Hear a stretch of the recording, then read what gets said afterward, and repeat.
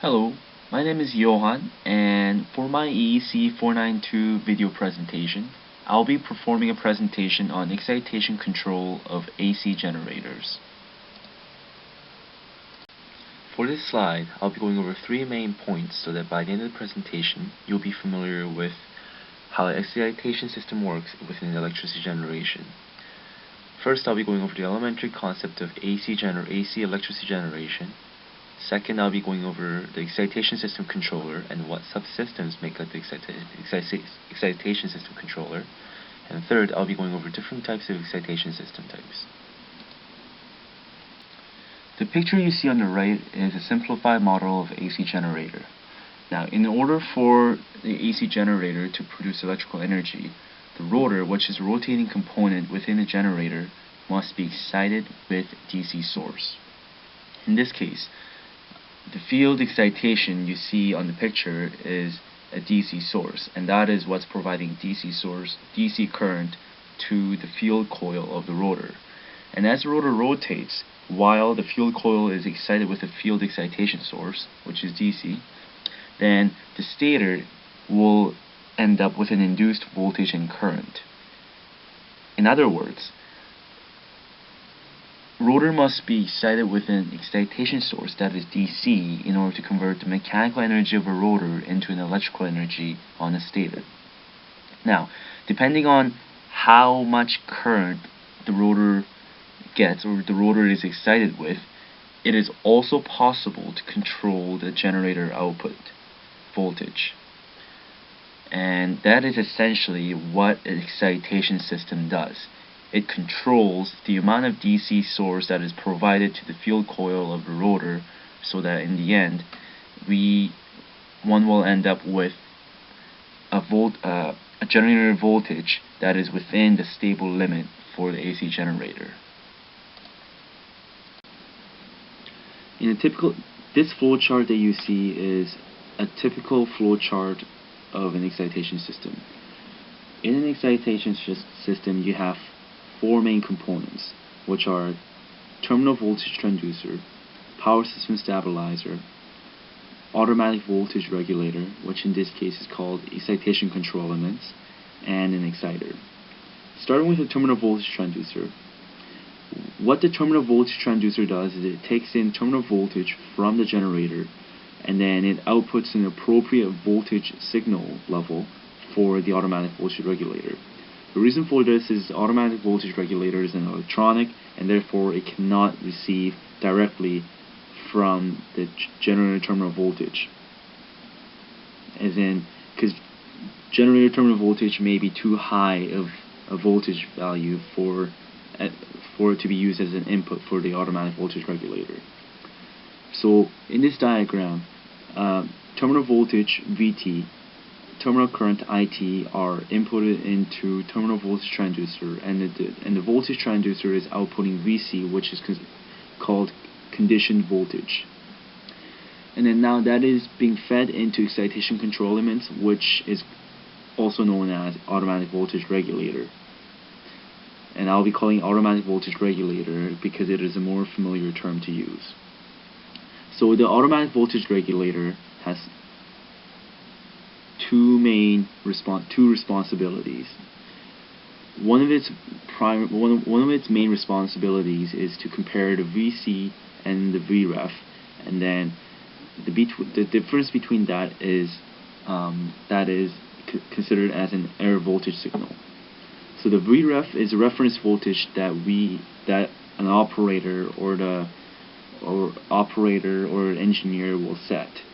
As in, that VREF is what an operator desires for the excitation control system to output. And then the VC is obviously a terminal voltage signal. Okay? So the difference between that then is called the error voltage signal, which is called VR. Now VR, before it gets inputted into exciter block, it is usually amplified to an appropriate level for the exciter. Now, there's also VUEL and VOEL, which are inputted to the automatic voltage regulator. The VUEL and VOEL are the ceiling voltage limit for the automatic voltage regulator. Meaning that if, so for instance, VOEL is for the under voltage limit, and then VOEL is for the over voltage limit of the automatic voltage regulator. So if the error voltage signal in the automatic voltage regulator is higher than VOEL, then the VOEL sets a limit on it, and then it will output, and then the automatic voltage regulator will output VOEL so that it limits the very high possibility of outputting a very high error voltage signal. VOEL is an under voltage limit. So, for instance, if the error voltage signal is lower than VOEL, then it will actually output VOEL as an output from the automatic voltage regulator. Now, going into the exciter block, what the exciter block does is that it amplifies the voltage signal received by the automatic voltage regulator. So the exciter amplifies the error voltage signal from the automatic voltage regulator to an appropriate level of a voltage so that it can be applied to the field winding of a rotor. Okay, so essentially, exciter is a big block of an amplifier that amplifies the error voltage signal from the automatic voltage regulator to an appropriate level for it to be sent to the field winding of a rotor. Okay, and now this brings us to the last one, which is called power system stabilizer. Power system stabilizer is a crucial block in an excitation system controller because it introduces damping for the signal. As in, the automatic voltage regulator usually introduces a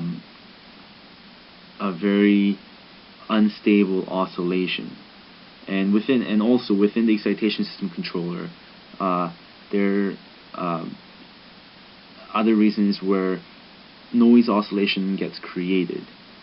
And these noise oscillation, if it becomes too great or if it becomes too fast for a long period of time, then the excitation system controller may become unstable, meaning that it may produce basically a garbage reference voltage signal for the field winding.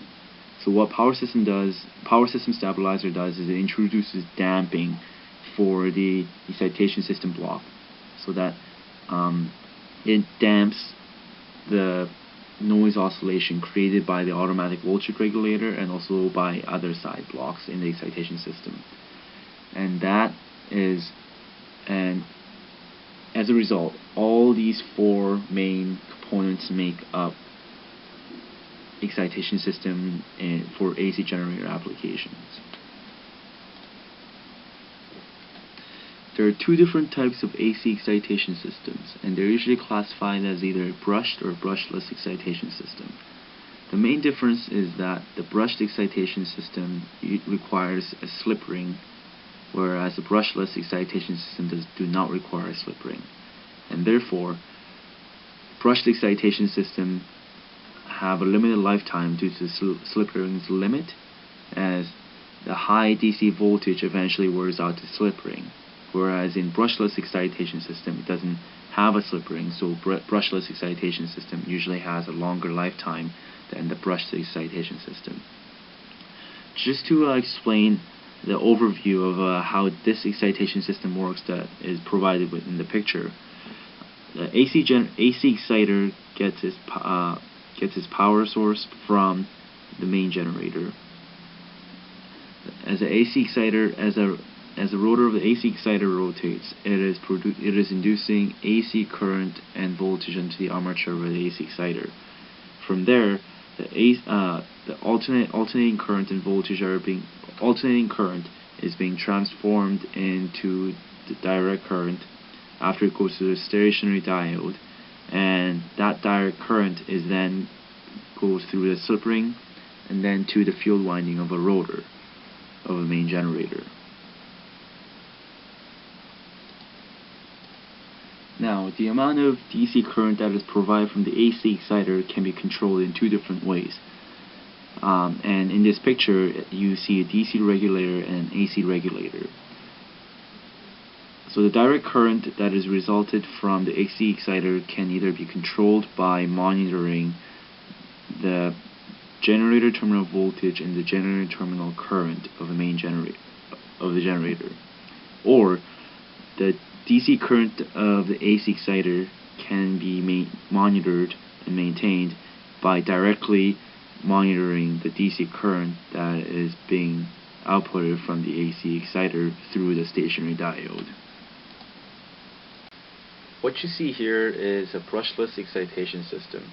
As I've mentioned before, brushless excitation systems do not require slip ring, meaning that they have a greater lifetime than the brushed excitation system.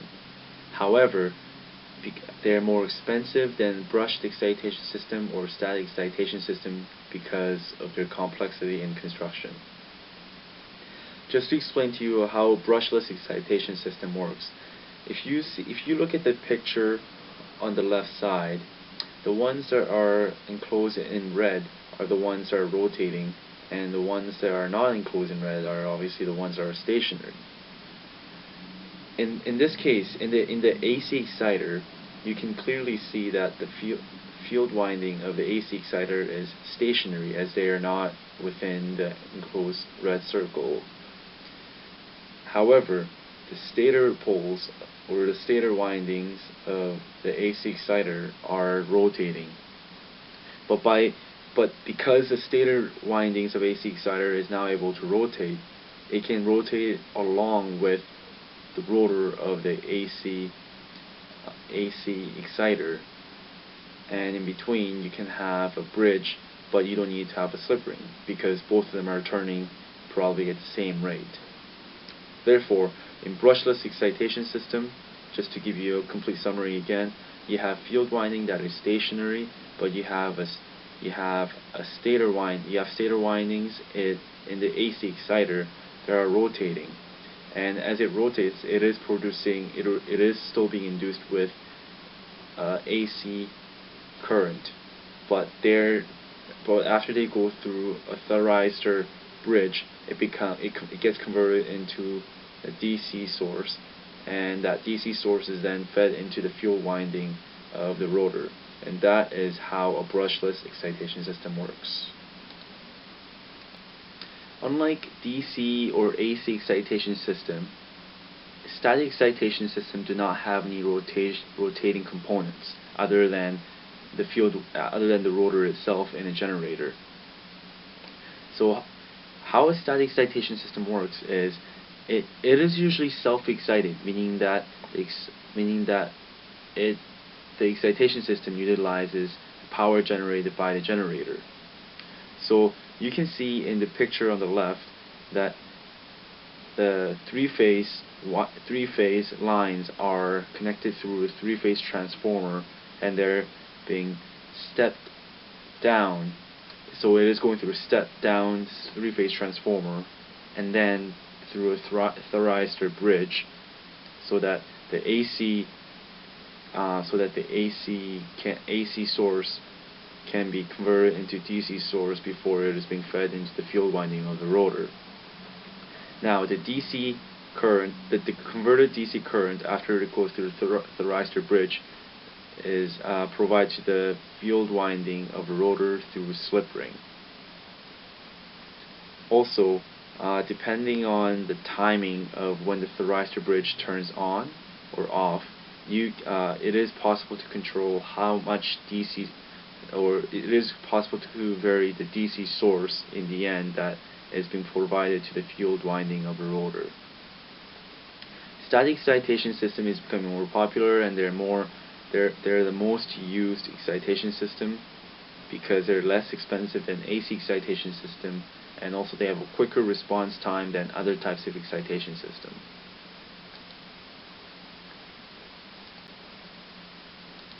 And that is all, and thank you for listening to my presentation. I hope you guys all have a wonderful day.